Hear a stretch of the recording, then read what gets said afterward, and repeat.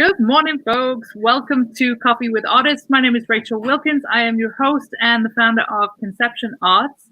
I am delighted this morning to be joined by special guest Asha Khan.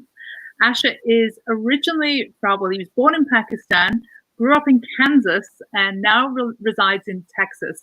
He's a mixed media artist and also an engineer. So, Asha, it is wonderful to have you on the show this morning. Welcome. Thank you, Rachel. Thank you for having me. It's always a wonderful sight to actually see you with your smiling face, and the artist that you get to meet always is an amazing stories that you'll have Yeah, in your I feel life. super privileged to get to spend this time with so many artists, every morning, and I'm so grateful for you for coming on the show and being willing to let me dive into your story a little bit. So thank you very much for being here. You're most welcome. Thank you. So we were talking a little bit before we jumped on about the different kinds of mediums. Now, last time I saw you in Houston, I believe. Houston? Yes, it was in Houston. You were at one of our exhibits, and you were working primarily in oil paint at the time. Now, you just shared with me that you have been venturing into a little bit of the metal arts. You've been working with some stainless steel, some patinas. Did that shift come with the shift of what's happening in the world with the pandemic, or was it something that you were yearning for prior? That's a very good question, because as an artist, one thing I started realizing when things started to change in the environment, we are a true reflection of our environment, because we paint how we feel. We paint how we feel, but it is generally through osmosis and things that you pick up in the environment. I was struggling initially when I started with oil paints to really formulate a concept in its entirety, because things were changing too fast.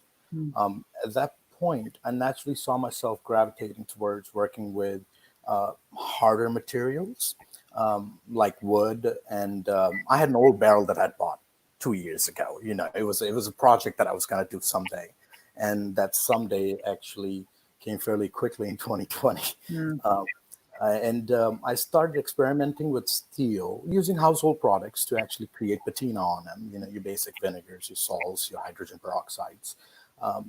And then one thing led to another after several tries and attempts. Now, had been experimenting with it, but never really focused on it, to turn something like this into a piece that actually has more dimensions and values and colors. Now, and this is all using things you found, like household products. This is not using any like professional. No. Wow. No, That's it takes time. Yeah, it takes time to develop them, but once you actually have it right, it produces amazing effects on steel. So like a chainsaw blade, for example, everybody could throw it away, but I don't. I actually build color on it, patina on it. I don't know if the reflection is actually no, it looks great.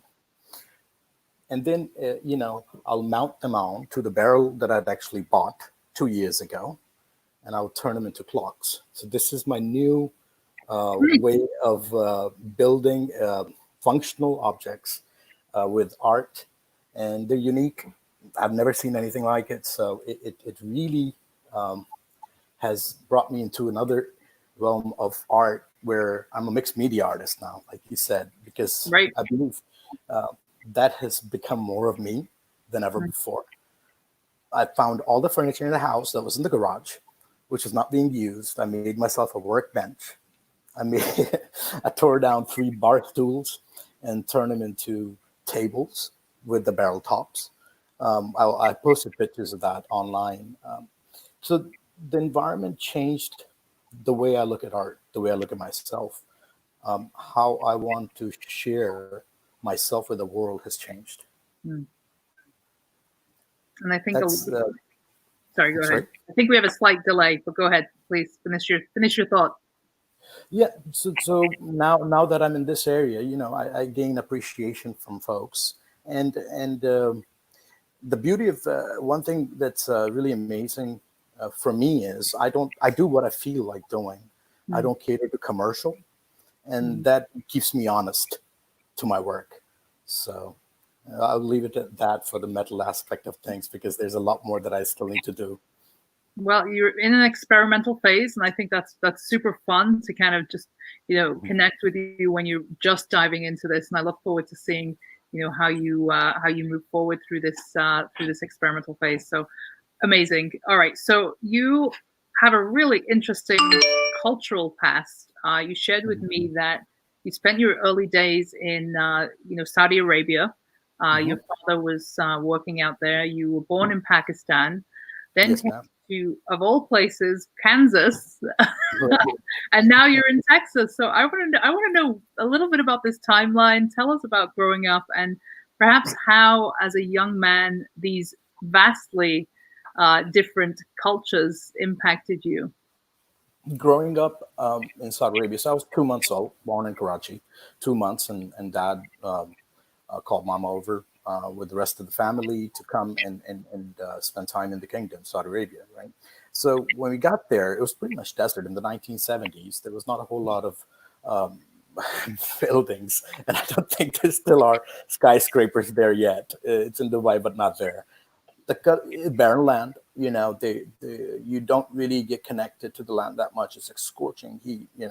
So your visuals of the world are a lot different.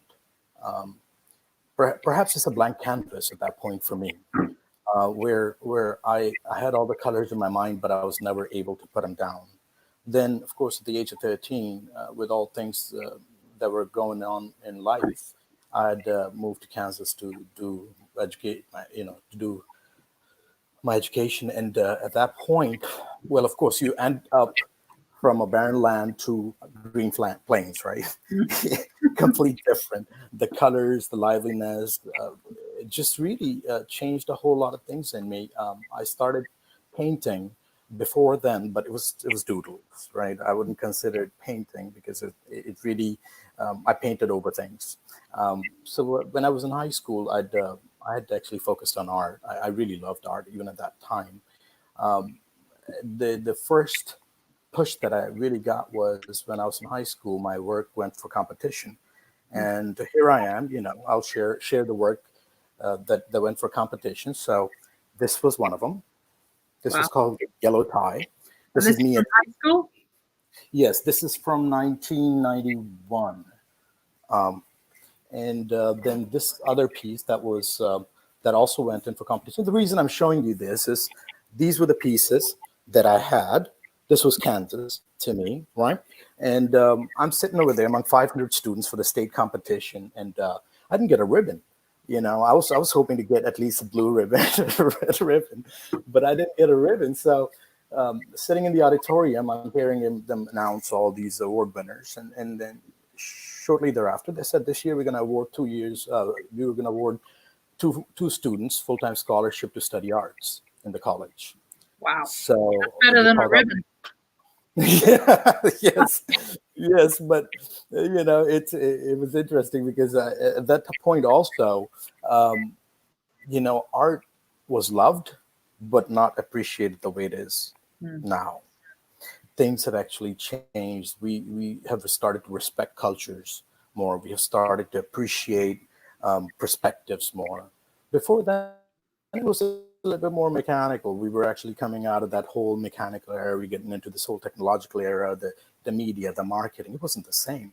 So seeing that as my future was kind of difficult to kind of move forward in life with, right? So I picked computer science, did that, finished it, didn't paint it throughout that time, moved to Houston. My entire family, all my brothers had actually moved. I worked for the state of Kansas for a couple of years, and again, playing flats, and really didn't have a whole lot of motivation to paint grass too much. But nevertheless, I learned a lot. I learned a lot because I connected with people till this day. Five of the people that I actually went to high school with are artists. They're photographers. They produce videos. So it was always there. When I came to Houston, of course, we've got diversity in Houston. It's one of the top cities to be the most diverse city in the United States. Looking at all the colors, I started painting again. And at that time, I was still not publishing any of my work. Um, shortly thereafter, it got so much that it started getting out of this room that I'm sitting in right now that you see, and it started flooding into the hallways, the foyer. At that point, I was like, well, I need to share this with people, and if somebody is interested in making a part of their life in their house, um, it would be wonderful to do so. So I started sharing it with people. Now, do I love each one of my pieces? Absolutely, I do. Do I think they're my babies? Absolutely, I do, because I've spent time with them. Mm-hmm. This time that I've actually captured in my work, which anybody who would look at it can ask me questions and will be able to easily relate to it because I've tried to capture the time with my work. And that has actually changed a lot as well. As an artist, I've matured. I've learned to understand that practice does not necessarily always have to be fruitful in the sense that it should monetize. Mm-hmm. Practice makes you perfect as an individual. And once you focus on that, everything that you touch will be perfect for you. It doesn't have to be correct for the world. It has to be correct for you. And that's what I've been able to achieve uh, since that time with my artwork for oil and paintings. Now, wood and everything came into experimentation, and I'm going with the flow with it. I'm loving it. It's Well, you're it's a great certainly, feeling. yeah, you're certainly somebody that is filled with joy when you talk about your work, and I noticed that when we met in Houston, you're very passionate about it. You speak very joyfully about the actual practice of the artwork itself. Tell us what your daily practice looks like. Are you somebody that waits for inspiration, draws inspiration from your environment, or are you somebody who just commits and goes into the studio every day and sees what comes out? I spend about 2 hours every day. Mm. I don't have a plan when I go in, because life happens. The minute I touch the canvas with oil and I start, it just happens, and that has always been the reason for my success, which I amount to success. That's the reason for it. If I come up with a plan, it will not necessarily end up the way I thought for it to end up. I cannot I cannot already predetermine the destiny of how my piece is going to look like. I have to understand it as it comes to me. So Mm. it has to flow through me as energy. It really doesn't have to be written down on paper, blueprinting. That makes it too systematic for me. For some artists, it might be the practice and the process for them. My process is a bit different.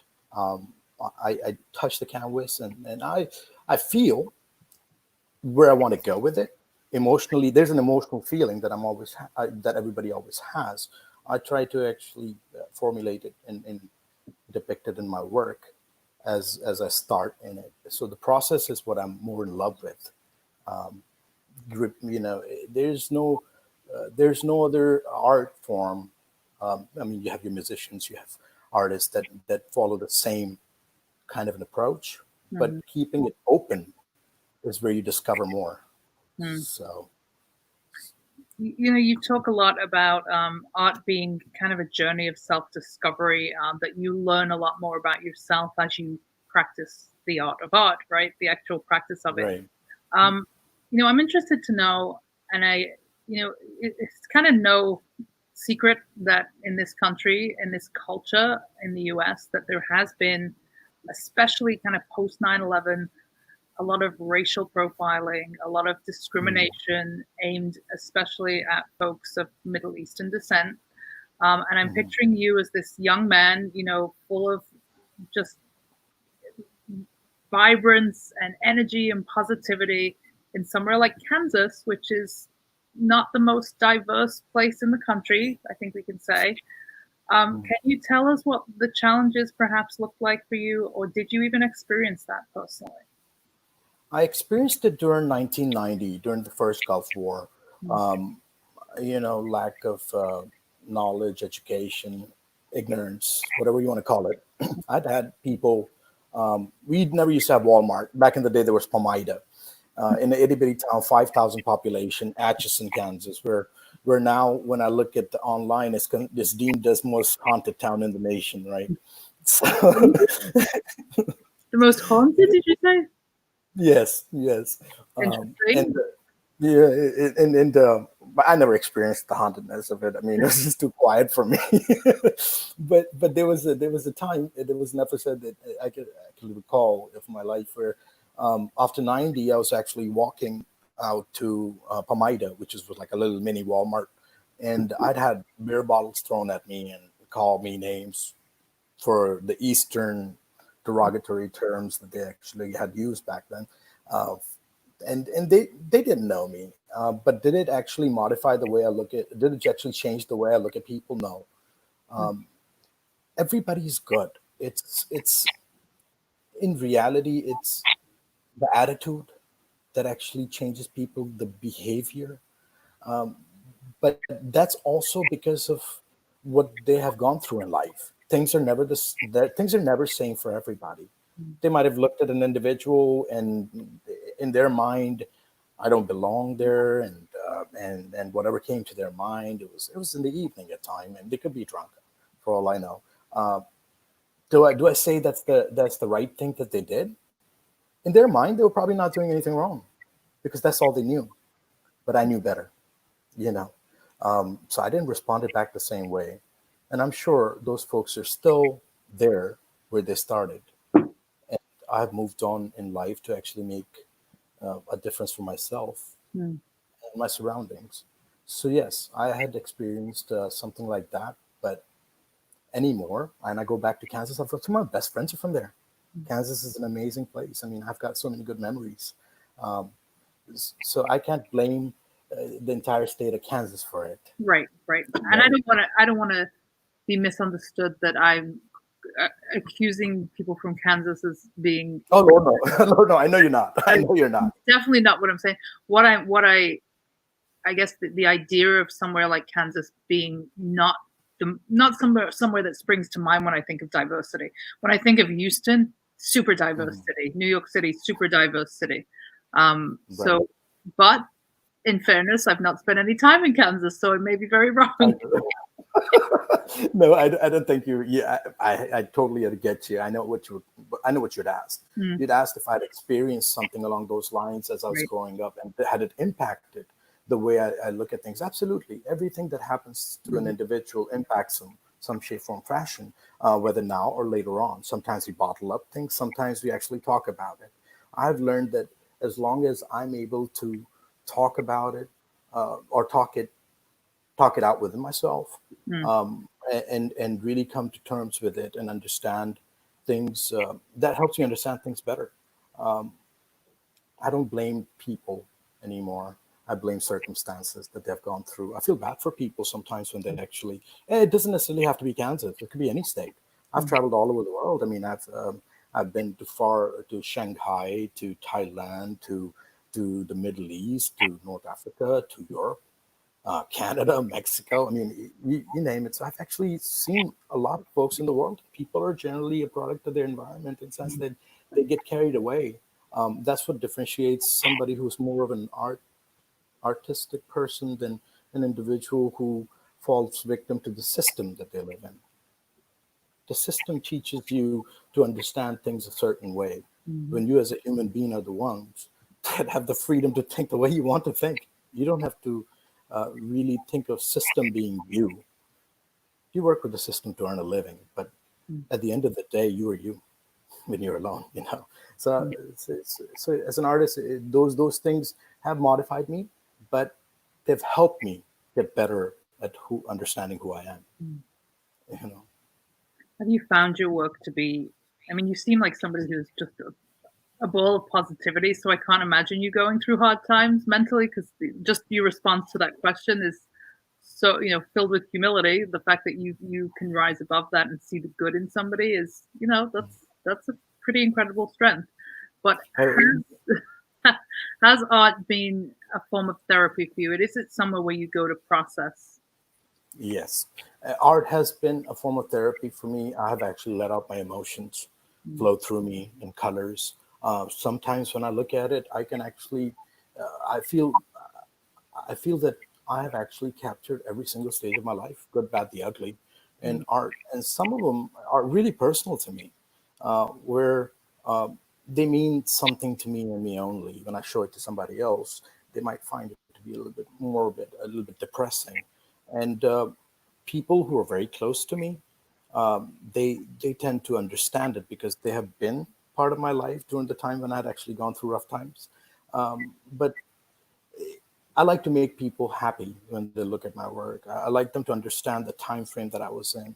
It's about art is supposed to spread love and all sorts of emotions. But once you actually, understand an artist and fall in love with the positivity, then you can understand when they had rough times in their life, and those pieces will make more sense later on to share.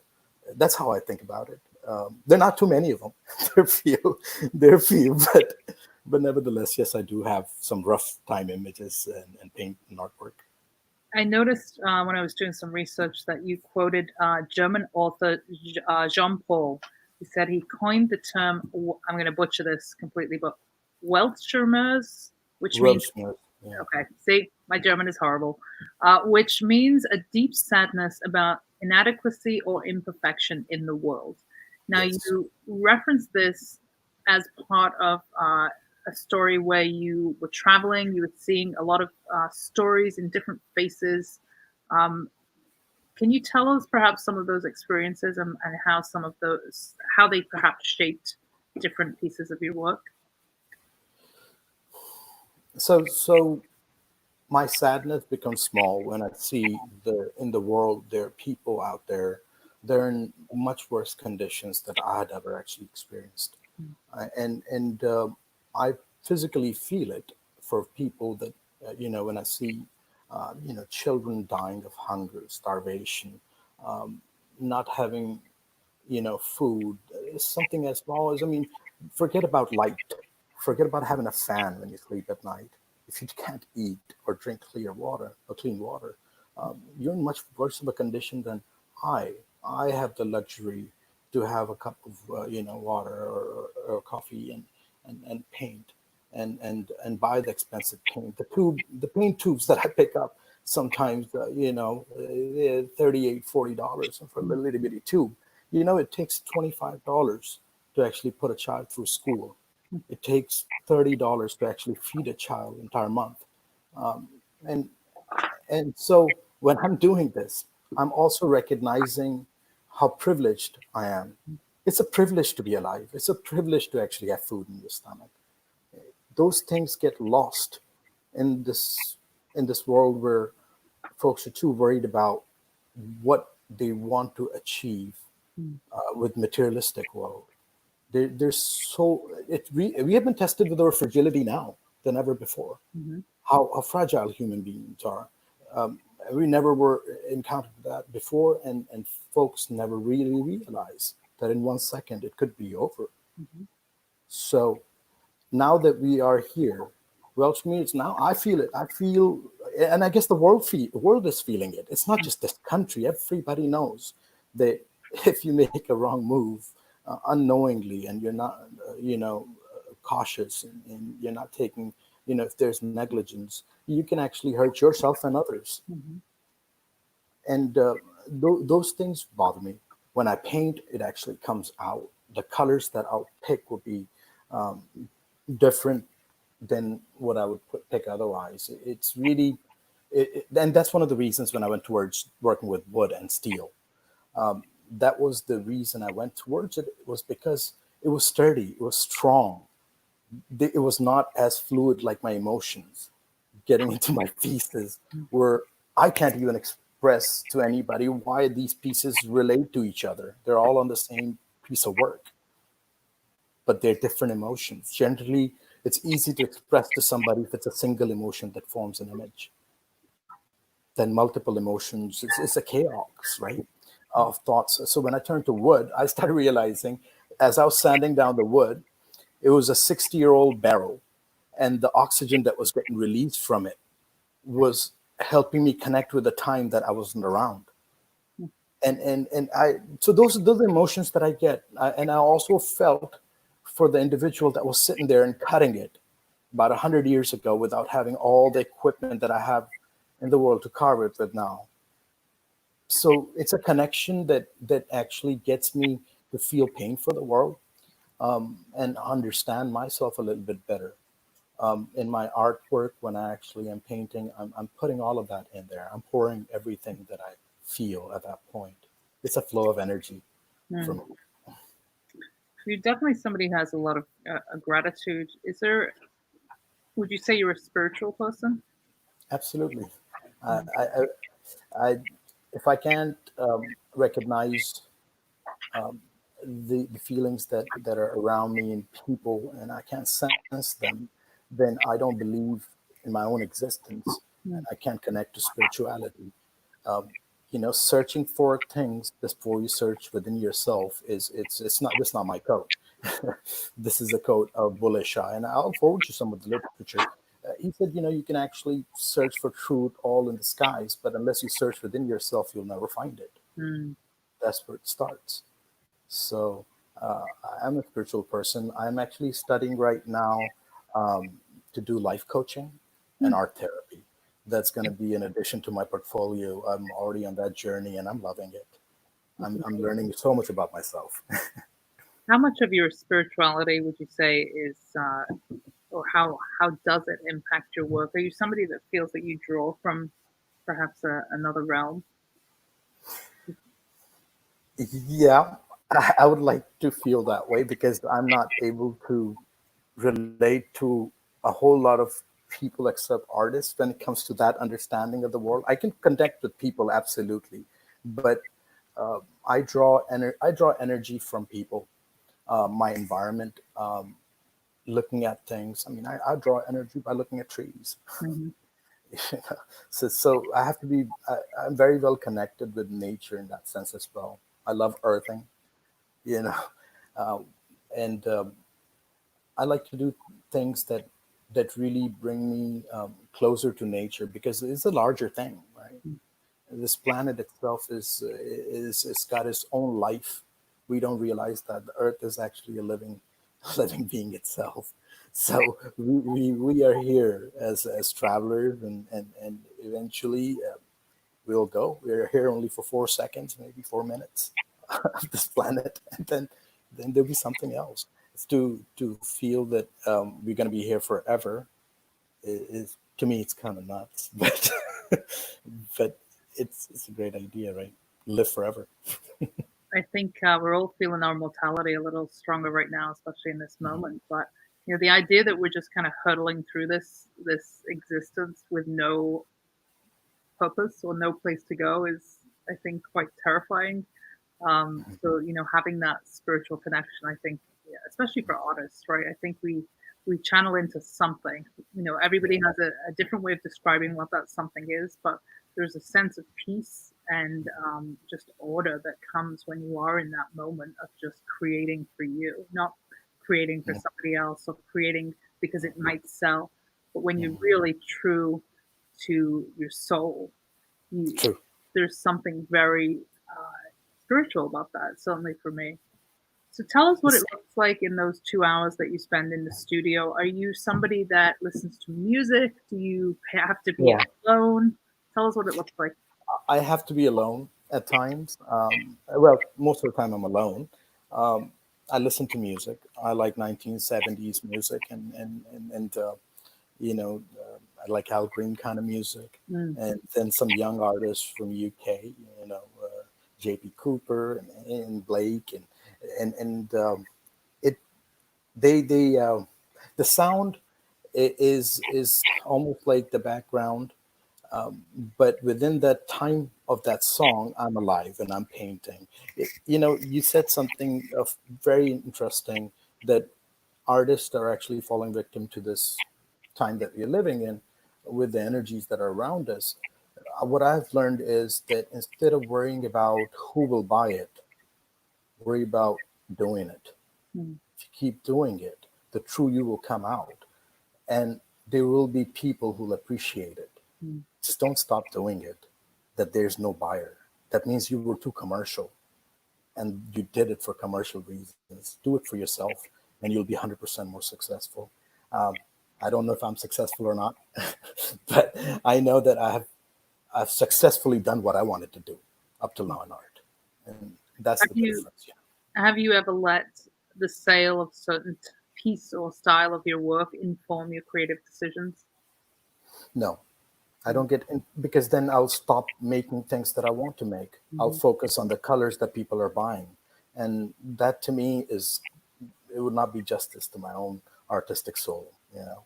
How do you Yeah. grapple with that as really a business owner? Because as art business professionals, we also have to run our businesses. Like we have to wear True, multiple hats. Like how do you true. grapple with that? And it's something I struggle with too. Like if I see a certain style of work selling and it's a rough time financially, I'm probably thinking I need to make more of that. I might not want to make more of that, but it's a tough one to grapple with. How do you handle that? Would you be would you be able to wake up and look at the same piece and appreciate it, the first one that you made, the same way? I No. I would be able to. Mm-mm. And that's my biggest dilemma. If I make things that I can't appreciate the very next day, Mm. or if I hadn't taken any learnings out of it, then really it will kill my creativity. So that's why I try to shy away from it. Now, granted, yes, for a living, you need to be able to sell. You need to be able to share whatever you put on canvas with people, and for that, we have to evolve as artists. We have to. I have actually taken on an approach to make these clocks, because I know it is practical. At the same time, I'm able to actually put in my artistic, you know, juices and being in it to kind of, it plays both ways, right? So I'm actually looking at selling a product, but that product has a lot of me in it. It makes it unique. It's not, I'm not going to repeat it, but it's going to be an object. It's going to be practical for people to have. Mm. So the evolution has to happen. We can't think just like how the businesses are struggling right now. So let's just take an example of businesses. Right now, the businesses are struggling because they feel that it needs to go back to normal. Well, what is normal? You define normal as the time that you were in, because you know what? 20 years ago, before then, that time was normal too. Mhm. That's reluctancy of change that we always talk about. Oh, the people who are in the baby boomer generation, yada, yada, yada, they don't want to change. Well, we don't want to change. Mhm. We don't want to evolve. That's the biggest problem that we face right now. Unless we evolve, we won't survive. And it has, with artists, it's difficult because it has to be in harmony with everything, with your soul and the environment. And that's the biggest challenge that we're facing. So yeah, yep, for financial reasons, we have to make the sale, but we have to make it creatively. We have to innovate our own self. We have to evolve into this new artist of post 2020, post COVID, Perhaps which, there'll be a new movement yeah, after a new artistic movement. P right. PT what post pandemic PP. Yeah, you hashtag it. I'll put it on my paintings. So I was interested in something that I read. You talked about taking the road most traveled to put food on the table, to live the quote unquote American dream. First of all, what do you consider the American dream to be today? And when you talked about taking the road more traveled, you refer to choosing a My work. career path that was not art related. So tell us about that. Well, computers and computer science and engineering, it's a means of putting food on the table, means of raising a family, means of providing the roof on top of my head. But does it actually satisfy your soul 100% as an artist? It's different for an artist. Mm. You still wake up with the same feeling of emptiness unless you actually do what you're here to do. Mm. As an art, you have to recognize that. So yes, to the road most travel. Yes, that road also helped me buy the paints to start my life as an artist. But at the same time, again, don't put that in the commercial area. Put that aside. That's truly you as an artist. You have to keep that on the side. Yes, you know you find a means to actually provide a living, but then you need to actually look at yourself and provide the food for your soul, and that will come from you continuing to paint as an artist, continuing to do anything, woodwork, building patina on steel, breaking down furniture, making something from something that would have been thrown away. We waste a lot of things. Mm. We take things for granted with this road most traveled approach of life, which is perfect. You need to have something to provide with. For example, I don't have an art studios that I can invite people in anymore. I can't have anybody, right? But I want to someday, and that's my journey. That's where I want to be. I want to be able to teach art, have my own area, have my work there, um, and that journey, I'm willing to actually, do and keep on doing till I find that stable point for myself to move forward. I don't know if that answered your question, but to they're two opposites for me in that sense. So I'm almost hearing that the American dream is, um, you know, take the conventional route to be able to feed the true passion. Yeah, and eventually your true passion will become your permanent Hmm. route for earnings and living. Mm. But you have there's struggle in every field, in every profession in your life. There will be struggle. It all depends on you, how strong you make yourself to stand against the currents and really persevere. And determination plays a big role. You can't teach somebody how to share or love unless you share and love yourself. It's and that's another area that I focus on is to educate people. I like sharing. I like sharing whatever I know. It's useless to study 1,000 books and you can't actually teach that to anybody. What's the purpose of knowledge if you can't share it? Mm. If you have it all in you, bottled up, someday it'll all be gone. It's gone with you. You Right. know. So I think sharing is something that is often there's we don't see a lot of it in the art world. Whether that is, the gatekeepers, the decision makers sharing opportunities with, a different group of people as opposed to the same five artists that they work with, or whether right. that is fellow artists sharing ideas, sharing, conversations. I think we've lost a lot of that due to technology. How do Yes, you how important is community to you, and do you have an artistic community that you can go to and you can share ideas with? I do have a circle of friends that I actually bounce ideas around with. Um, and that has to do direct. You said something really interesting that a lot of people, artists, don't like to share except for their little circle, and that has to do a lot with the environment that we live in. If you look at corporations around the world, the niche is something you really have within your organization that makes you successful. Mm, Art is different for me in that sense. Every artist has its own style, a particular stroke, a signature. At the same time, that is not something you share. You share an understanding of how you perceive certain things and how they perceive it, and then you formulate with all of that ideas and create a movement. Art, and it should be across the borders. It should be everywhere. mm, You should not just feel that somebody's going to steal your idea. How great of an idea is it if it could be stolen? mhm. If somebody could steal it, then it wasn't a great idea at all. It has to be unique to you. You can influence, be an influencer, be an enabler to facilitate their whatever they want to do in their life's journey of art, as opposed to hoarding everything, Mm. keeping it close, because you stop learning the minute you stop sharing. That's how I feel. And that's, I mean, anybody, or we've all experienced it. I'm sure we've all, I've certainly been guilty of not sharing something out of fear. I think it all comes back to fear.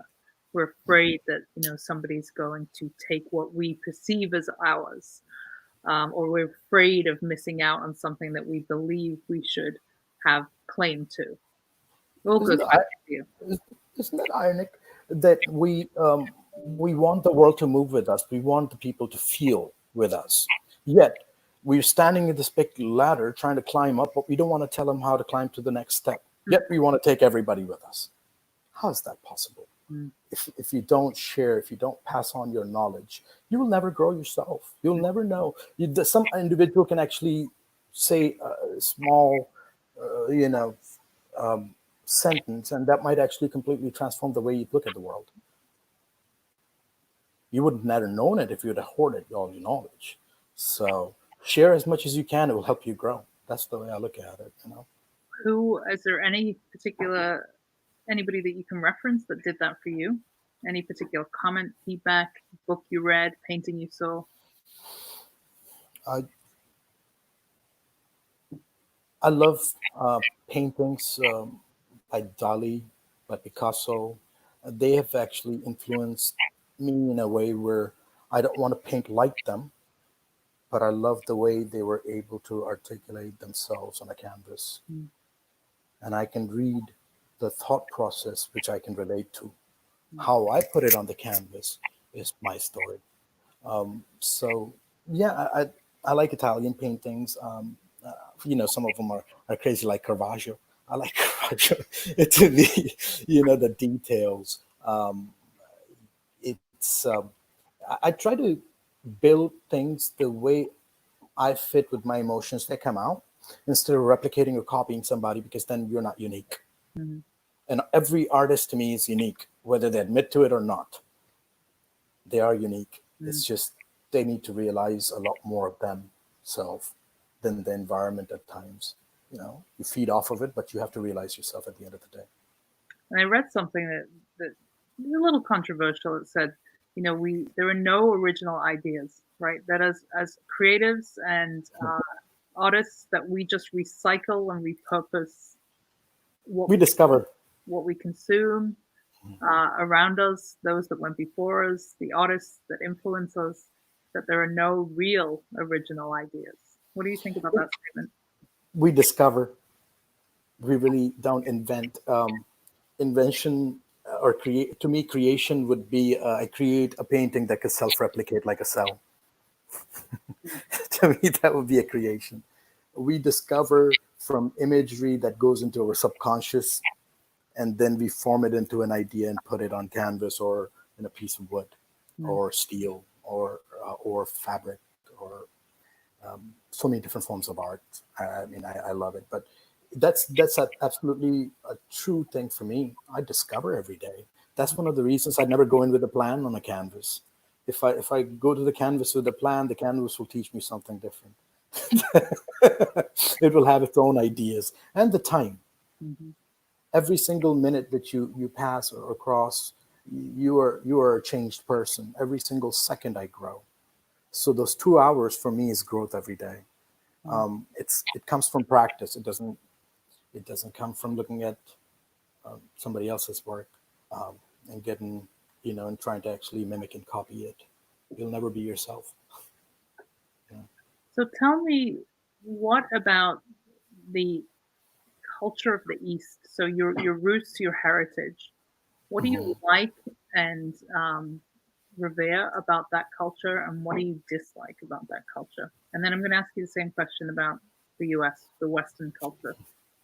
What do you think each of them gave you? But okay, that's a very big question, right? Culturally, culture. So Pakistan, Saudi Arabia, mixed culture gave me compassionate understanding of people and their situations in life and what they're going through. In U.S., I'm giving positives on both sides, right? Mm-hmm. In U.S., I learned that every individual has a right to feel the way they want to feel, and that helped me grow. I was able to create my identity within the past few years of my life. I would say, before then I was in my 20s. I never really recognized even my own fragility. Going on a motorcycle at 136 miles an hour is not really being very careful with your life. But America showed me that I can be anybody that I want, which was a big positive for me. When and on the other hand, on the flip side, the culture of Pakistan and Saudi Arabia, those things are not there. You have to kind of you can't be folk. Everything is a folk way except the norm that's defined there. of what is considered normal, which to me is limiting humanity from evolving into something better. Because we always evolve into something better, you as long as you're positive. In US, we label everything. Everything has a label, and that's a problem. The day we stop labeling, that's the day we start realizing people a lot more. So yeah, we have a problem with labeling things. We like immediate gratification. I believe and we fall victim to it. The minute we don't get it, we pass it on. I don't want to, I don't want to read this. I don't want to watch that show. I don't want to look at that. It's not getting me to feel good about myself quickly. But it's almost like I compare it with two sports, basketball and soccer. I love both of them. Soccer, it takes a little bit of time for you to get there. It's a lot of effort. It takes a lot of time and effort and speed, agility. With basketball, immediate gratification. You get those few hoops and you got the crowd going. They both have their place in the world, but one is not better than the other. It's just the way the U.S., the continent here, and the rest of the world there, perceives things. And yeah, to me, the positives are that from my childhood countries are that they have actually given me colors and peoples and situations, and the Welshmates idea of the worldly pain, because I don't see that much poverty unless I go to big cities in the U.S. I saw that overseas across the borders,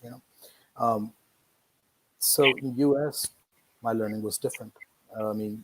I became Asher when I came to U.S.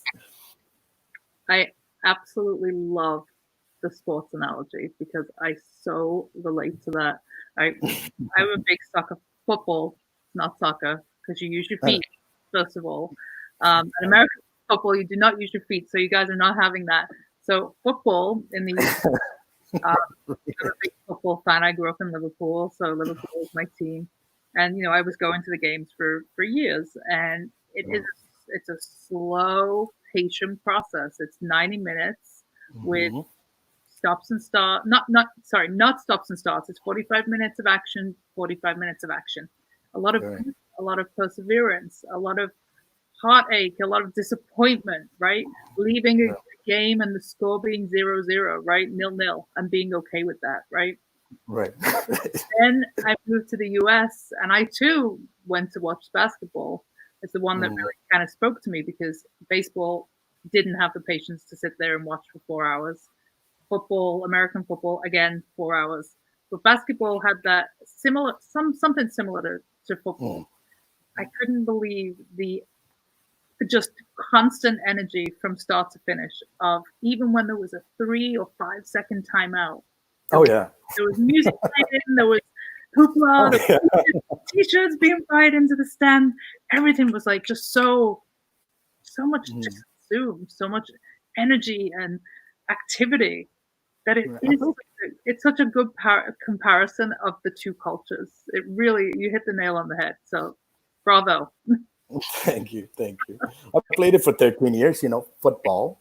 Right. I am an American Pakistani. I'm going to call it soccer because that's the only way I can explain to people what it is. But yeah, it's so true. It's like that to me is like explains my two cultures, like the UK and the US, right? Even though we speak the same language, we are very, very different cultures. Very different. What about cricket? One of the biggest cricket rivalries was in Toronto and New York. That was the biggest. Okay, a lot of people don't know that. Cricket came here way before.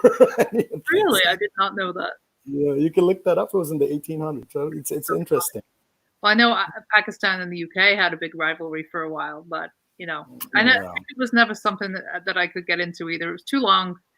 I wasn't. I'm not into it either. I just thought it was interesting to mention because we're from the UK.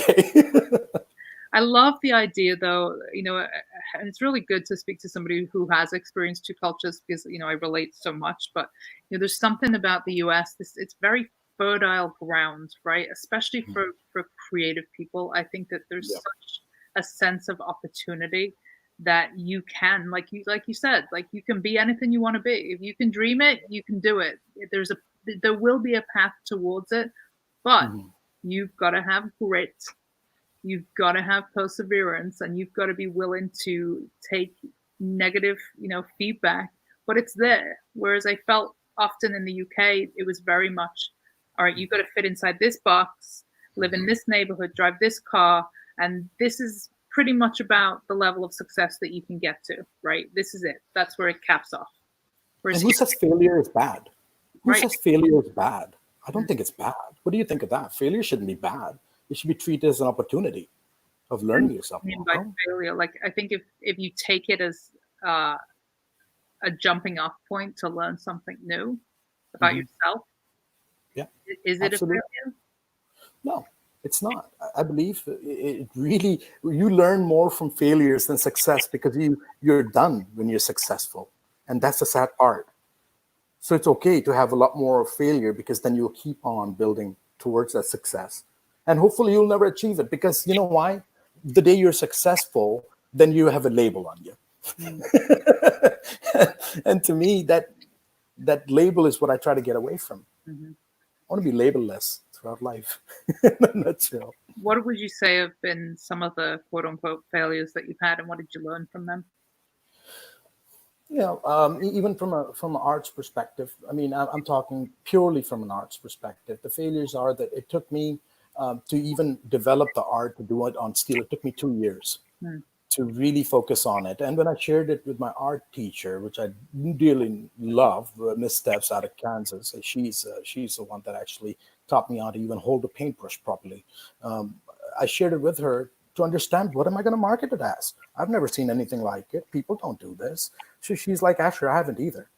Mm. You're doing something that I don't know how to actually help you price it either. If it was oil painting, it would have been different. So that I learned that art from failure. But when you know, after 2 years, I'm able to successfully control it. It's because of failure. Had I actually done it the first time, I wouldn't have known thousands of the ways that I could fail. Mhm.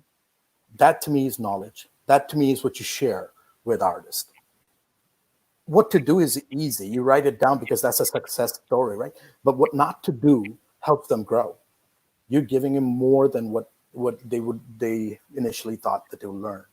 So yeah, failures have been a great success story for me in art.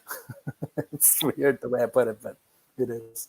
So long as we learn from them, they are no Mhm. longer failures.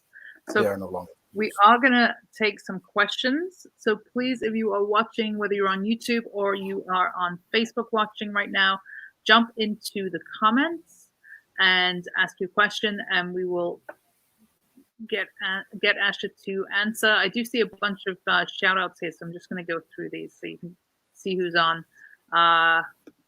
We got Fredeus Doctor giving you some love. Q Atif, All right. Ali, Okay. Motion, Sarah. We have Danish Risvel says very interesting. Asha. Hi from Rachel. Hey Rachel, good to see you. Amia, got a lot of love. Camille, great question. I'm not sure which one we were referring to, but thank you. What a compassionate perspective. Yep. Loving this chat. Yes. All right. So there's a lot of love here. But if anyone has Yeah. any questions, do jump in. And I guess I would like to know what do you feel that art gives you that perhaps you could not get from, let's say, a conventional career? Hmm. What does art give me Mm, that I can't get from a like the repeat that again? American dream kind of career that we were discussing. So art has has helped me build better relationships Mm, with my wife, my children, my parents, my brothers, my sisters, and my my friends and my surroundings. I'm able to